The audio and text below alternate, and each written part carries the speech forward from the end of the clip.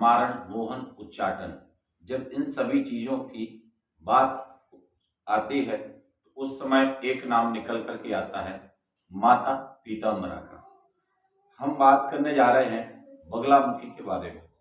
बगलामुखी मंत्र कितना प्रभावशाली है और इसके क्या क्या उपाय हो सकते हैं।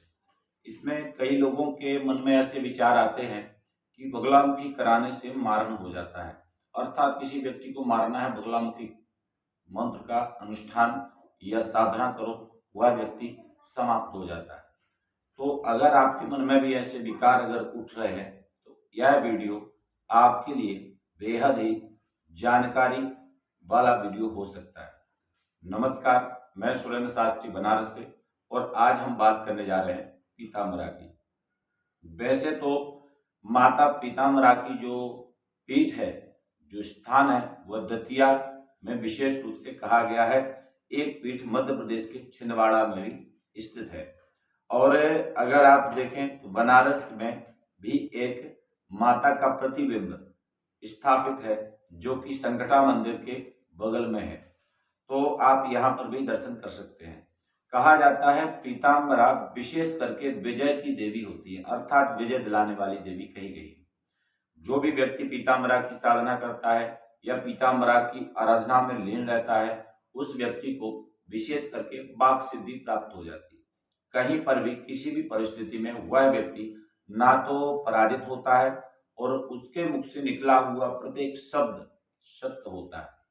तो इन सभी चीजों में माता पीताम्बरा की विशेष कृपा कही गई है। अच्छा, विशेष करके देखा जाए तो पीताम्बरा महामंत्र ही बता रहा है कि किस प्रकार से इस मंत्र का आप प्रयोग कर सकते हैं, किस उद्देश्य से कर सकते हैं और इस मंत्र से क्या क्या चीजें होती हैं।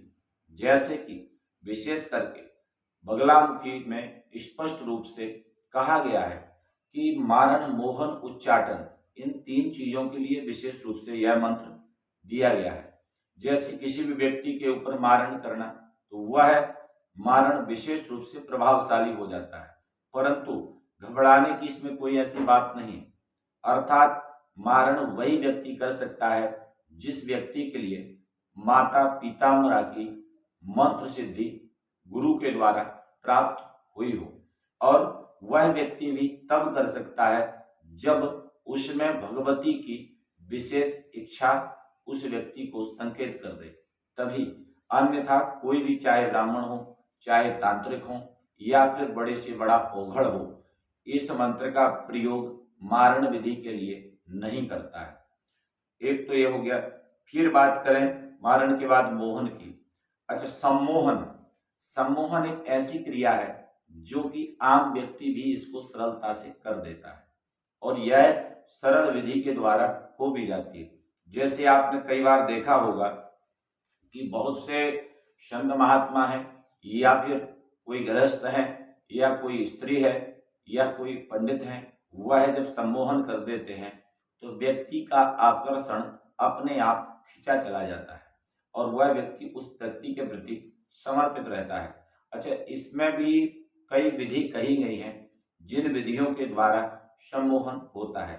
जैसे पहला सम्मोहन विशेष करके हल्दी के द्वारा कहा गया है, उसकी विधि हम आगे आपको बताएंगे, तो वीडियो पर बने रहना, बिल्कुल भी स्क्रिप्ट मत करना। यह जानकारी आपको बेहद ही लाभकारी होगी। पहला सम्मोहन हल्दी के द्वारा होता है, उसके बाद दूसरा सम्मोहन लौंग के द्वारा होता है, तीसरा सम्मोहन नींबू के द्वारा होता है, चौथा सम्मोहन पान के द्वारा होता है, पांचवा सम्मोहन कपड़े के द्वारा होता है, छठवां सम्मोहन चरण की धूल के से होता है और सातवां सम्मोहन जो होता है वह सबसे विशेष है, वह जो है तिलक के माध्यम से होता है।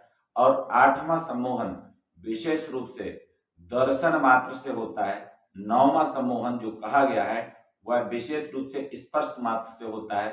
10वां सम्मोहन आपके लिए दूर दराज बैठे आपके नाम से होता है और 11वां सम्मोहन विशेष करके उस व्यक्ति के शरीर के द्वारा स्पर्शता से होता है और अंतिम 12वां सम्मोहन जो होता है वह पूर्ण रूप से वाक सिद्धि के द्वारा होता है। तो इसमें से कौन सा सम्मोहन आप करना चाहते हैं, किस सम्मोहन से आप व्यक्ति को मोहित करते हैं, वह आपकी विशेष रूप से जो साधना है और क्रिया है उन सभी के बीच में विशेष रूप से भगवती कृपा के माध्यम से हो सकता है। इन सभी सम्मोहन की विधि अलग अलग कही गई है, मंत्र की विधाएं भी अलग अलग हैं और दिन की अवधि भी अलग अलग है। विशेष करके चाहे आप मारण का प्रयोग देख लीजिए, चाहे आप सम्मोहन का देख लीजिए, चाहे उच्चाटन का देख लीजिए, सब में 21 दिन का विशेष समय इसमें कहा गया है, जो कि कालिका तंत्र में देखेंगे या पीताम्बरा रहस्य में देखेंगे, सब में 21 दिन का ही विधान उसमें विशेष रूप से प्राप्त होता है। अच्छा, उच्चाटन की स्थिति क्या है? उच्चाटन जब किसी व्यक्ति पे कर दिया जाता है तो उस व्यक्ति का मन ही भ्रमित हो जाता है। वह ना तो किसी स्थान पर रहने का एक जगह स्थान बना सकता है और जिस स्थान पर रह रहा है उस स्थान से भी दूर जाने का मन में उसके विचार आते रहते हैं और धीरे धीरे करके उस स्थान को छोड़ देता है। जैसे किसी के ऊपर अगर उच्चाटन कर दिया जाए तो ऑफिस वगैरह में काम करता हुआ व्यक्ति नौकरी से रिजाइन कर देता है, स्वयं मानसिक पीड़ित हो जाता है, या किसी स्थान पर कोई व्यक्ति रह रहा है वो मकान बेचने को मजबूर हो जाता है, सब कुछ होते हुए भी व्यक्ति अपना मकान बेच के चला जाता है। कई प्रकार से इसमें क्रियाएं होती हैं, तो यह उच्चाटन की विधि है। तो उच्चाटन, मोहन और मारण, ये 3 प्रकार से जो है इस मंत्र को विशेष करके लोग करते हैं। अब मंत्र का मूल क्या है? ह्रीं बगलामुखी सर्वदुष्टानां वाचम मुखम पदम स्तंभ जिह्वां कीलय बुद्धि विनाशाय ह्रीं ओम स्वाहा, यह बगलामुखी का मंत्र है। अच्छा, इस मंत्र को आप विशेष रूप से देखेंगे तो ह्रीं बगलामुखी, हे बगलामुखी, सर्वदुष्टानाम, जितने भी दुष्ट हैं उनका आप नाश करिए, दुष्टानाम। और कैसे नाश करना है? वाचम मुखम, वाणी को उसकी रोक दीजिए, मुख को बंद कर दीजिए, स्तंभन, पूरे स्तंभन कर दीजिए, उसके बाद पाँव को, जिह्वा को, सारी चीजों को उस व्यक्ति की अवरोध कर दीजिए। तो ये सारी चीजें अवरोध हो जाएंगी, वह व्यक्ति स्वतः भ्रमित होकर के अपना मार्ग परिवर्तित कर लेगा। परंतु इसमें एक विशेष रहस्य है मित्रों। रहस्य क्या है? रहस्य यह है कि अगर आप बगलामुखी की साधना इन 3 चीजों से निकल करके अगर आप राजसी पद प्रतिष्ठा के लिए करते हैं, वैभव के लिए करते हैं, धन इत्यादि के लिए करते हैं, अपने यश कीर्ति के लिए करते हैं, 100% आपको उसका लाभ प्राप्त होगा। विशेष करके तब जब आप विशेष रूप से निष्काम भावना से भगवती की आराधना करें, अन्यथा कराएं। तो इसमें जैसे 1.25 लाख महामंत्र के जप का विधान शास्त्रों में प्राप्त हो रहा है, अब आप 1.25 लाख भी करा सकते हैं, 5 लाख जप भी करा सकते हैं, 11 लाख जप भी करा सकते हैं, 21 लाख, 51 लाख, 1 करोड़ जप में कहा जाता है पीताम्बरा का जो मंत्र है इतना प्रभावशील हो जाता है कि उस स्थान पर जिस मूर्ति के सम्मुख अगर साधना हो रही है या जिस मूर्ति पर जिस माला की साधना हो रही है, जिस जातक के नाम से साधना हो रही है, उस जातक को संसार में कोई भी पराजित नहीं कर सकता है। तो विशेष करके इस मंत्र की विधाएं हैं, आप अपनी सामर्थ्य के अनुसार इस साधना को कर सकते हैं। विशेष करके अब इस साधना में अगर हम देखें तो पीले पुष्प, पीली आसन और पीला ही ब्राह्मण का वस्त्र रहना चाहिए, हल्दी की माला होनी चाहिए। उसके बाद में जो भगवान को नैवेद्य पुष्प इत्यादि जो भी सामग्री उपस्थित होगी वह सभी पीत वर्ण में होगी, अर्थात जलपान फलाहार जो आप कर रहे हैं उसमें भी हल्दी डाल करके पीला ही बनाना चाहिए, जिससे वह आपका अनुष्ठान किसी भी प्रकार से कहीं से कोई त्रुटि न रहे। एक चीज है। अच्छा, अब इसमें कई लोगों के ऐसे प्रश्न हैं कि पीताम्बरा का जब बगलामुखी की साधना में कितना खर्चा आता है। जैसे अगर हम स्वयं नहीं कर पाते हैं, हम अपने यश कीर्ति विजय के लिए अगर हम करा रहे हैं तो कितना खर्चा इसमें हमको आएगा, या फिर हम दतिया में जाकर अनुष्ठान कराने में कितना खर्चा आएगा, या बनारस में अनुष्ठान कराते हैं तो कितना खर्चा आएगा, या अपने घर पे बुलाकर इस कार्य को अगर संपादित कराते हैं तो कितना खर्चा आएगा। तो ऐसे कई लोगों के कमेंट हैं और कई लोगों ने प्रश्न भी किए हैं। तो उन सभी लोगों से हम कहना चाहते हैं कि पीताम्बरा 10 महाविद्या में से एक उग्र देवी है, अर्थात कहा जाए इसमें किसी भी प्रकार से गलती की कोई भी क्षमा नहीं होती है। इस चीज को विशेष करके ध्यान रखना। अगर आप स्वयं से भी कर रहे हैं, बिना किसी गुरु के, बिना किसी आचार्य के सानिध्य के, बिल्कुल भी आप इस साधना को मत करें।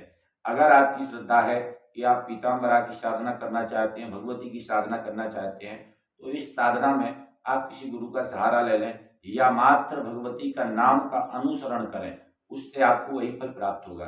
परंतु मंत्र और संकल्प विधि विधान से जो किया जाता है, उस समय साधना में विशेष करके आपको सावधानियां विशेष रखनी पड़ेगी, क्योंकि यह उग्र देवी है। अच्छा, एक चीज और, अब इसमें अगर हम बात कर रहे हैं खर्चा की, तो खर्चा जो आचार्यगण होते हैं वो अपने अपने हिसाब के अनुसार ही खर्च उसको रखते हैं। कहीं कहीं लोग उसको अत्याधिक खर्च ले लेते हैं, क्योंकि पीताम्बरा के नाम से ही लोग इतना ज्यादा भयभीत कर देते हैं कि अत्याधिक उस पर खर्च दे देते हैं। पर मिनिमम अगर इसका खर्च देखा जाए तो जहाँ तक हमारी सानिध्यता में या हमारी जानकारी में संपूर्ण जप का जो खर्च है वह 51,000 लमसम इसमें खर्चा जाता है, मूल अनुष्ठान का। अब इसमें अगर आप जैसे 1.25 लाख अगर कराते हैं तो मान के चलिए 51,000 खर्च जा रहा है। इसके ऊपर आप जितनी संख्या जप की बढ़ाते चले जाएंगे तो आपका खर्चा बढ़ता चला जाएगा। उसी तरह अगर आप जप की संख्या कम करते जाएंगे तो आपका खर्चा भी कम होता चला जाएगा। यह बात जब संख्या पर निर्धारित रहती है, क्योंकि जितनी जब संख्या अधिक होगी उतने अधिक ब्राह्मण रहेंगे, उतने अधिक दिन पूजा चलेगी, तो उस हिसाब से ही दक्षिणा को और बाकी सामग्री के हिसाब से खर्चा को देखा जाता है। अच्छा, अगर आप बनारस में करते हैं तो मान के चलिए जो खर्च हमने बताया है इतना रहेगा।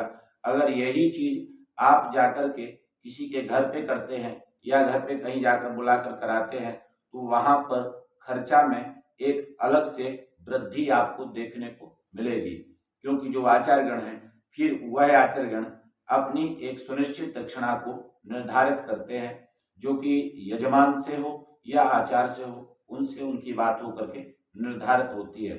उसी के अनुसार इस खर्च को देखा जाता है। अब जैसे अगर मंदिर में कार्यक्रम चल रहा है तो मंदिर में कार्यक्रम जो होते हैं उसमें मात्र ज्योति और एक कलश रहेगा, या माँ भगवती का जो प्रतिबिंब है उसी के सामने बैठकर एक दिया जला करके ही कार्यक्रम हो जाते हैं, पूरा अनुष्ठान हो जाता है। बाद में पीले सरसों का हवन हो जाता है।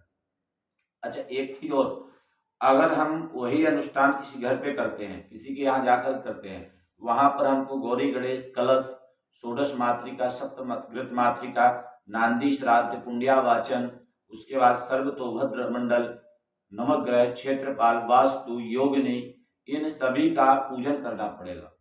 उसके बाद पीताम्बरा का आवरण, अर्चन, सहस्त्र नाम इत्यादि की विधि होगी। तब वहां पर जाकर के संपूर्ण विधि हम करेंगे। विधि करने के बाद में तब जाकर के इस अनुष्ठान को प्रारंभ करेंगे। तो वहां पर खर्चा की जो है व्यवस्था अलग हो जाती है। तो दोनों विकल्प है, आप घर पे भी करा सकते हैं और मंदिर में भी करा सकते हैं। मंदिर में कराने में थोड़ी सहूलियत होती है, घर पे कराने में थोड़ा खर्चा बढ़ता है, पर यह दोनों जगह आपकी आत्मीय संतुष्टि के ऊपर निर्भर करता है कि आप घर पर संतुष्ट होते हैं या फिर जाकर के विशेष करके आप मंदिर में कराना उचित समझते हैं। तो आप दोनों जगह देख सकते हैं। और इसमें विशेष करके एक चीज का ध्यान रखें, ब्राह्मण जो भी हो वह पूर्ण रूप से पठित हों, उचित ब्राह्मण हो, जिनका यज्ञोपवीत संस्कार हो चुका है, जिनको ब्रह्मगांठ मिल चुकी है, जो शिखा, चंदन और गायत्री स्वाध्याय हैं या फिर अपने गुरु के द्वारा अभिमंत्रित हैं। ऐसे ब्राह्मणों से अगर हम कोई भी प्रकार का कार्य कराएं तो वह कार्य फलीभूत होता है। विशेष करके आज के युग में ब्राह्मणों का चयन करना या फिर किसी व्यक्ति का चयन करना बड़ा कठिन समय बनता चला जा रहा है। तो ऐसी परिस्थिति में थोड़ा सा विवेक और विचार करें, उसके बाद ही इस कार्य को संपादित कराएं। और हमारे चैनल के द्वारा जितना भी सहयोग आपको चाहिए वह हमारा चैनल आपको उपलब्ध कराता है। यह चैनल पूर्ण रूप से निःशुल्क है, आप सभी लोगों के सहयोग के लिए ही है। तो विशेष करके इस चैनल को अपना ही मान करके, अगर अभी आपने सब्सक्राइब नहीं किया है तो जरूर कर लेना, क्योंकि यह आपको भविष्य में काम देगा। चाहे आपकी कुंडली की बात हो या ग्रह गोचर की बात हो या किसी दिव्य अनुष्ठान की जानकारी हो, आपको सहजता से, सरलता से इस चैनल पर मिल जाएगी। मात्र आपको एक कमेंट करना है, उस कमेंट करते ही आपको इसी चैनल पर संपूर्ण जानकारी निःशुल्क आप तक पहुंच जाएगी। दूसरी चीज, इस चैनल पर जो भी वीडियो आएंगे सबसे पहले आप तक जाएंगी, तो आपको निःशुल्क घर बैठे जानकारी प्राप्त होती जाएगी। आज रंगभरी एकादशी है, आज का दिन परम पवित्र है, इसलिए आज के ही दिन माता गौरा को भगवान शंकर गौना करा करके काशी में आ गए थे। तो आज के दिन भगवान गौरी शंकर का दिव्य दर्शन करें और माता पीताम्बरा की कृपा आप पर बनी रहे, ऐसा हम भगवती से प्रार्थना करते हैं। जिनका दुकान ना चल रहा हो, जिनके व्यापार में बढ़ोतरी ना हो रही हो, जिनके अधिक शत्रु हों, ऐसे लोगों के लिए पीताम्बरा का महामंत्र अमृत से कम नहीं होता है। अर्थात ऐसे लोगों को निश्चित ही राज वैभव, शत्रु पराजय के निमित्त इस साधना को जरूर करना चाहिए। यह साधना विशेष ही लाभकारी और पुण्यशील है। अधिक जानकारी के लिए चैनल पर जो नंबर दिए गए हैं उस पर आप संपर्क कर सकते हैं, तो आपको उचित सलाह, जानकारी प्राप्त हो जाएगी। जय माता दी, जय पीताम्बरा।